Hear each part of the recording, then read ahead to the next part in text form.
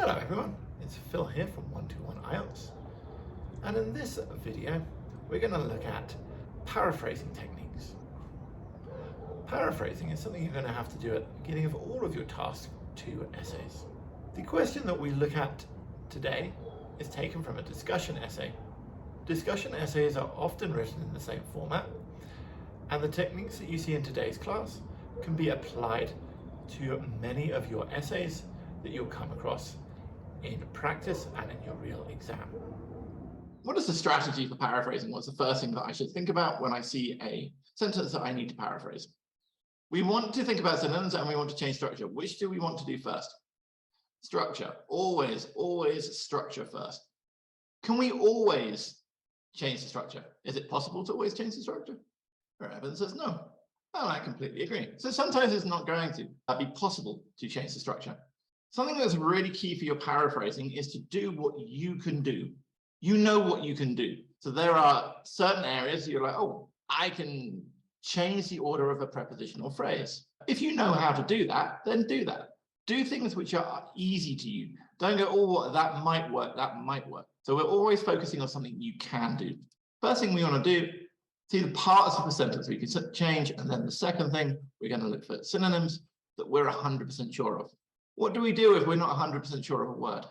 We don't take risks, we use the original. It's much better to use the original and be a little bit repetitive than to use words that you're not sure of and change the meaning, because all you need to do is make one mistake in your paraphrase with meaning, and that means using words that you don't understand, or maybe sentence structures you don't understand, and the paraphrase is not effective, and that's going to hurt your coherence, cohesion, and your task performance score, as well as your vocabulary and grammar score. So we do not want to take risks. We keep it as simple and clear as possible using the language we know. The more language you learn, the more possible it is for you to use different structures. So let's have a look at this first one. It comes from a discussion essay. Some people think that sports play an important role in society. Others think that they are nothing more than a leisure activity. So the first thing I notice about this question statement is the number of sentences. So how many sentences do we have? 0, yeah, it says 2. And what can we do to change the structure then? Exactly, we can join them. Well, the very first thing we can do is join them. How can I join these sentences? Basically, we want to use a conjunction. What is a conjunction? What is the function of a conjunction? To connect, exactly. A conjunction connects either words, so parts of a sentence, or sentences themselves. Some conjunctions that were mentioned earlier were while or although. These are two good conjunctions to join sentences. And they show what? Contrast. Exactly.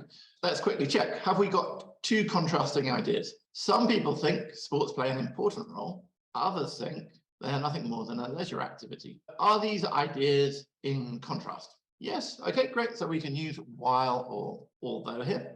So if we're going to use although, where is it normally best to put although? Yeah, at the beginning. We could put although here, and then we can have idea 1. We never put a comma after although. So this is a mistake that a lot of people make. They do this. Although starts a dependent clause. So we have our although clause here, put the comma there. Looking at this, we've now changed the sentence structure a little bit. Can we change it anymore? And Raven says, yes, I completely agree. So what's a really easy technique here that we could change? So we've got two ideas. We've got idea 1 and we've got idea 2. Raven says we can swap. Yeah, so basically what we're doing is, we could call it a technique of swap and join. And this is something we can do a lot if we have discussion essays. So if we swap them, so this is great. Now we swap something, we've joined them, but something doesn't quite work because we've got this structure of some people think and others think. Can I start my first clause with others think? No, because we haven't mentioned who the first people are yet. So we're going to have to change something. We're going to have to change this part here with some, and this part here, others, for this to make sense. Okay, so now we've combined. Nabila says the first sentence at the moment actually isn't making sense. So we've got a referencing pronoun, but we haven't actually mentioned what could we put instead of they? What is they referencing? Sports. Okay, so we've changed something here. If we look at our second sentence then, where we had sports, we could change this for they. Great. Have we got a prepositional phrase here? Yeah, in society. So this is a prepositional phrase talking about what? Place, time, manner. Place. Okay, so prepositional phrases of place. Where can you put them in a sentence? So we can obviously put them at the end of a sentence because that's where we've got it here. Is there anywhere else you can put a prepositional phrase of place? Yeah, at beginning. We need to make sure it's at the beginning of this clause. So our clause is here, and we can just move them. So yeah, prepositional phrases are really easy to move here. Exactly. These are the kind of easy little tricks you can do. And at the moment, we haven't thought of a single synonym. We've so far swapped and joined. Because we swapped and joined, we've had to change the words around. And every time you change words around, we are paraphrasing. And then Nabila says, is there a need for commas? Okay, good point. So others think that in society, so this is an introductory prepositional phrase, you would have a comma. All of this, and it's super easy what we're doing. I'm just changing the order of things. And by doing that, I already have a paraphrased sentence. So next, we'll look for what type of synonyms. Easy synonyms or synonyms which are really difficult and we're not sure of. Easy synonyms. Okay, so let's just go through here and look for some really obvious easy synonyms. So some. What's another word for some? Some comes up all the time. So certain, certain what? So I can't say certain think sports. Yeah, certain individuals. Although certain individuals think, well, do we know a word for think? Believe, argue. I think believe is a little bit closer to think than argue. Okay, so let's have a look at the word sports. Is there an easy synonym for sports? No, sports are sports. Okay, so we're keeping it. Nothing more than a leisure activity. Do you know an expression that are nothing more than? So Hikaru says no more than. So I see a lot of people are hesitating. So if you're not sure, what do? We leave it, exactly. However, if like Dori says, it just says are just, which in my opinion means exactly the same, we can use this. So for me, I know this expression works. A leisure activity. Do we know an obvious synonym here? Oh, I've even mentioned free time. Can I put just a free time? Just a free time doesn't work, but free time definitely works if I replace it with leisure.